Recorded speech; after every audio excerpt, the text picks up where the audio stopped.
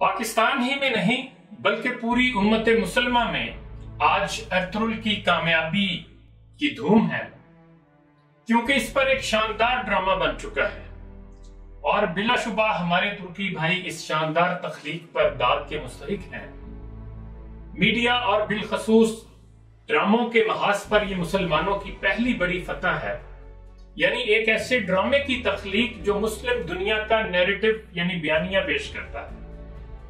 اگر ہم ہالی ووڈ کی طرز پر ارطغرل ہی کی طرح اپنے دیگر ہیروز پر بھی میڈیا پروڈکشنز تیار کرتے رہیں تو بلا شبہ یہ پوری دنیا میں تہلکہ مچا سکتے ہیں، اور پھر مسلمانوں کے پاس حقیقی ہیروز کی بھی کمی نہیں۔ محمد بن قاسم ہی کو لے لیں جس پر آج میں بات کرنے جا رہا ہوں۔ اس جوان نے بہت مختصر عمر پائی لیکن اپنے آپ کو ایک عظیم اور کامیاب جرنیل ثابت کیا۔ اس کی کہانی سنیے اور خود فیصلہ کیجئے کہ اگر اس پر بھی ارطغرل کے معیار کا ڈرامہ بنایا جائے تو دیکھنے والے ششدر نہیں رہ جائیں گے۔ اب ذرا سنیے محمد بن قاسم کی کہانی ہے کیا۔ پہلے تو یہ جان لیں کہ اسلام سے قبل بھی عربوں اور سندھ کے ہندوؤں کے مابین تجارتی لین دین کا سلسلہ رہتا تھا۔ مسلمانوں کے لیے ہندوستان دو وجوہات کی بنا پر بہت اہمیت اختیار کر گیا تھا، ایک تبلیغی مقاصد کے لیے اور دوسرا سمندری راستوں پر اپنا اثر قائم کرنے کے لیے، تاکہ ان کے تجارتی جہاز بغیر کسی رکاوٹ کے سمندر عبور کر سکیں۔ سمندری راستوں پر محض بحری قزاقوں کا خطرہ نہ تھا، بلکہ ساحلی علاقوں کے حکمران بھی ان بحری لٹیروں کے ساتھ مل کر اپنے دشمنوں کے لیے مسائل کھڑے کرتے رہتے تھے۔ ایک ابھرتی ہوئی سپر پاور کے لیے بحری راستوں اور ساحلی پٹیوں کا محفوظ ہونا بہت ضروری تھا۔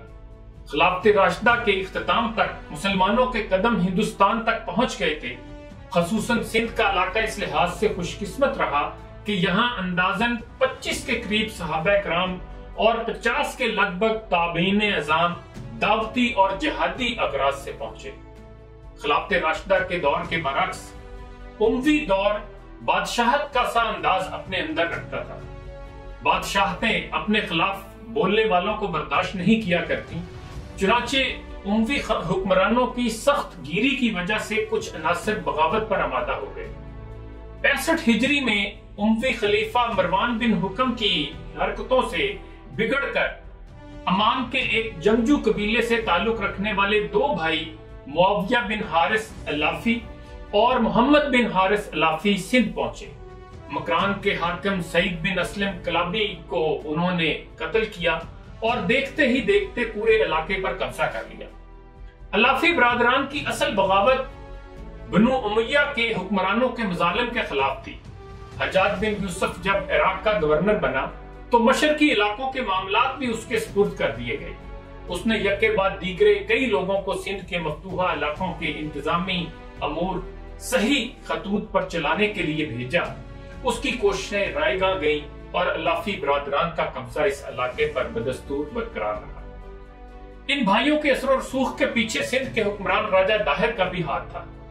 راجہ داہر اب اپنے باپ راجہ چرچ کی جگہ اس پورے علاقے کا حکمران تھا، البتہ ساحلی پٹیاں اور چند مزید مقامات مسلمانوں کے قبضے میں تھے۔ راجہ داہر کی ان بھائیوں کی حمایت کی وجہ یہ تھی کہ جب رمل کے راجہ نے اس پر حملہ کیا تھا تو الافی برادران کی مدد سے ہی وہ ان پر قابو پانے میں کامیاب ہوا تھا۔ اسے ان کے کارآمد ہونے کا احساس تھا، لہذا اس نے مکران میں ان کے قبضے کی حمایت جاری رکھی۔ دیکھتے ہی دیکھتے یہ علاقہ گویا باغیوں کا گڑھ بن گیا۔ بنو امیہ کے خلاف ہونے والی بغاوتوں میں شامل لوگ بھاگ بھاگ کر سجستان، مکران اور سندھ کے ساحلی علاقوں میں آ کر آباد ہو جاتے۔ حجاج بن یوسف جو خلیفہ کی طرف سے ان علاقوں کا گورنر تھا، انتہائی سخت گیر حکمران تھا۔ یہ بات اس کی برداشت سے باہر تھی کہ سلطنت کے خلاف سازشیں ہوں اور ہمسایہ ملک کے حکمران نہ صرف باغیوں کو پناہ دیں بلکہ زور و شور سے کوئی نہ کوئی مسئلہ کھڑا کرتے رہیں۔ راجہ داہر کے لیے اس سے بڑھ کر اپنے دشمن کو نیچا دکھانے کا بہترین موقع اور کیا تھا؟ یہ صورتحال اس کے حق میں تھی کہ اس کا دشمن اپنے ہم مذہبوں سے بھڑا رہے تاکہ خود وہ بغیر کسی کوشش کے ان دونوں سے جان چھڑانے میں کامیاب ہو جائے۔ حجاج بن یوسف نے جلد ہی صورتحال پر قابو پا لیا۔ داخلی تنازعات کے کم ہونے کے بعد مکران پر دوبارہ اسلامی پرچم لہرانے لگا۔ حالات نسبتاً پرسکون ہو چکے تھے جب ایک ایسا واقعہ پیش آیا جس نے ہندوستان خصوصاً سندھ کی تاریخ پر انمٹ نقوش چھوڑے۔ جزائر سرندیپ یا سیلون اور جو موجودہ سری لنکا ہے، اس میں مسلمانوں کی ایک اچھی خاصی تعداد موجود تھی۔ تجارتی مقاصد کے سلسلے میں سفر کرنے والے چند مسلمان یہاں ٹھہرے تو یہاں کے لوگوں کے دوستانہ رویے اور سازگار ماحول کی وجہ سے مستقلاً آباد ہو گئے۔ سرندیپ کا حکمران مسلمانوں کے ساتھ اچھے تعلقات رکھنے کا خواہشمند تھا۔ وہ ایسے مواقع کی تلاش میں رہتا تھا جب ان تعلقات میں اضافہ کیا جا سکے۔ اس کا ایک موقع اسے اس وقت ملا جب چند عرب عورتیں اور بچے جن کے خاندان کے سربراہ فوت ہو گئے تھے واپس عرب جانے کے خواہشمند ہوئے۔ کچھ تاجر حضرات بھی عمرے کی غرض سے عرب جانے کا ارادہ باندھ رہے تھے۔ راجہ کو اس کی خبر ہوئی تو اس نے اس قافلے کے سفر کی کشتیاں مہیا کرنے کا ارادہ کیا اور تحائف سے بھری چند کشتیاں بھی ساتھ کر دی تاکہ دربار خلافت میں پیش کر کے خلیفہ کی خوشنودی حاصل کی جا سکے۔ یہ کشتیاں سرندیپ سے سفر کرتی ہوئی خلیج فارس کی طرف بڑھ رہی تھیں کہ تیز ہواؤں نے ان کو دیبل کی بندرگاہ پر لا ڈالا۔ سندھ کے بحری قزاق ہمیشہ کسی شکار کی طاق میں رہتے تھے۔ ان کی نگاہوں سے ان کشتیوں کی آمد چھپی نہ رہی اور جلد ہی انہوں نے ہر طرف سے انہیں گھیر لیا۔ مال و اسباب لوٹنے کے بعد حملہ آور مسلمانوں کو پکڑ پکڑ کر قید کرنے لگے، جن کی اکثریت عورتوں پر مشتمل تھی۔ عرب قبیلے بنو یربو کی ایک قیدی عورت مارے وحشت کے اس موقع پر زور زور سے چلانے لگی، یا حجاجہ اقصنی، اے حجاج میری مدد کرو۔ قزاقوں نے ان مسلمانوں کو ایک روایت کے مطابق دیبل میں جبکہ دوسری روایت کے مطابق اروڑ میں قید کر دیا۔ بہت جلد حجاج کو اس پورے واقعے کی خبر ہو گئی۔ اس کو یہ بھی پتا چلا کہ قیدی دراصل راجہ داہر تک پہنچ چکے ہیں اور ان بحری قزاقوں کو راجہ داہر کی پوری سرپرستی حاصل ہے۔ جب اس نے یہ سنا کہ عرب کی ایک بیٹی نے اسے پکارا ہے تو وہ جوش غضب سے بھڑک اٹھا اور کہا، لبیک، یعنی میں حاضر ہوں۔ پھر اس کے حکم پر راجہ داہر کو خط لکھا گیا جس میں قیدیوں کی رہائی کے علاوہ لوٹے ہوئے مال و اسباب کی فوری واپسی کا مطالبہ بھی تھا۔ ساتھ ہی ساتھ بے گناہ مسافروں کو قید کرنے کا تاوان بھی طلب کیا گیا تھا۔ راجہ داہر کے دربار میں حجاج کے ایلچی نے جب یہ پیغام پڑھ کے سنایا تو اس نے انتہائی اطمینان سے صرف اتنا جواب دیا کہ جس قوم نے جہازوں کو لوٹا ہے وہ شوکت و قوت والی قوم ہے، اس سے مال اور قیدی واپس لینا مشکل ہے۔ سندھ کا حکم اور قانون ان پر نہیں چلتا۔ داہر نے اس جواب کے ذریعے ظاہر کرنا چاہا کہ نہ تو وہ اس معاملے میں قصوروار ہیں اور نہ ہی اسے ان لوگوں سے کوئی دلچسپی یا ہمدردی۔ حجاج کو اس جواب کی توقع نہ تھی۔ وہ ایک ایسی ابھرتی ہوئی سلطنت کا گورنر تھا جو مغرب میں یورپ، جنوب میں افریقہ اور شمال میں قسطنطنیہ تک اپنا وجود پھیلا چکی تھی۔ اس نے غصے اور تلملاہٹ میں خلیفہ ولید بن عبد الملک کے نام لمبا چوڑا خط لکھ کر اسے حالات سے آگاہی دی اور سندھ پر حملے کی اجازت چاہی۔ ولید اس کے لیے آمادہ نہ ہوا۔ حجاج نے دوبارہ خط لکھا اور وعدہ کیا کہ اس مہم پر جتنا خرچہ آئے گا اس سے دگنا دربار خلافت میں بھجوایا جائے گا۔ آخرکار ولید نے نیم دلانہ طور پر رضامندی ظاہر کی اور پیش قدمی کی اجازت دے دی۔ حجاج نے محمد بن قاسم سے پہلے 2 لشکر بھیجے لیکن دونوں کامیاب نہ ہو سکے۔ حجاج کے لیے یکے بعد دیگرے 2 شکستیں ناقابل برداشت بوجھ بن گئی۔ خلیفہ بھی اس لشکر کشی کے لیے راضی نہ تھا، لیکن حجاج اڑ گیا اور اس نے بھرپور تیاری کے ساتھ محمد بن قاسم کو سندھ پر حملے کے لیے بھیجنے کا فیصلہ کر لیا۔ اس لشکر کشی کے لیے پہلے مرحلے میں 6000 پیادے اور سوار منتخب کیے گئے اور انہیں بصرہ میں خصوصی فوجی ٹریننگ دی گئی۔ فوج کی ضروریات کے لیے ہر طرح کا سامان اکٹھا کیا گیا، یہاں تک کہ سوئی دھاگے کا بھی انتظام کیا گیا۔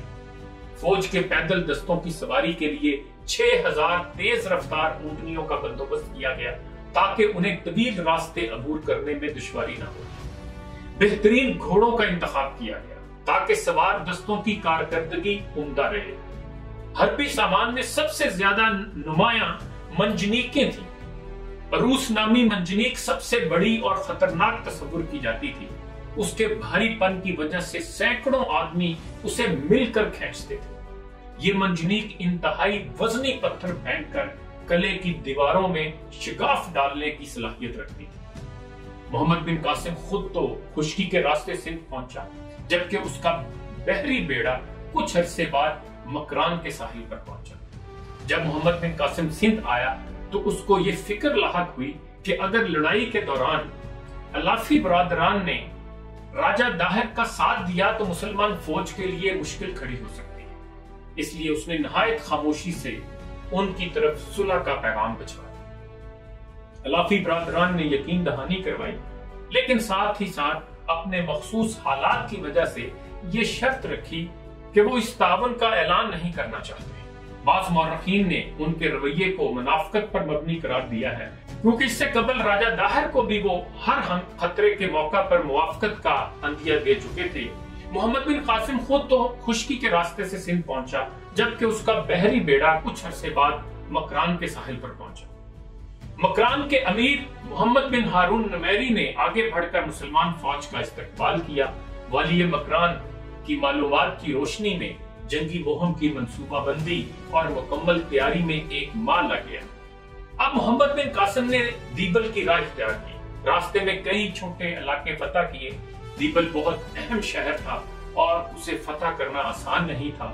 دیبل شہر میں ایک بہت بڑا مندر تھا جو دیول کہلاتا تھا۔ اسی کے نام پر شہر کا نام بھی دیبل رکھا گیا، جو بعد میں دیبل بن گیا۔ شہر کے لوگ اوہام پرست تھے اور ان کا یقین تھا کہ یہ شہر دراصل دیول دیوتا کی حفاظت میں ہے۔ مندر کے پرہیبت گنبد کے اوپر ایک لمبے شہتیر نما بانس پر بہت بڑا جھنڈا لہرایا کرتا تھا۔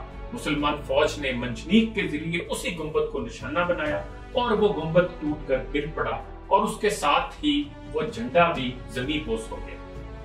دیبل کی فتح کے بعد راجہ داہر کا قاصد محمد بن قاسم کے نام ایک خط لایا جو انتہائی دھمکی آمیز تھا۔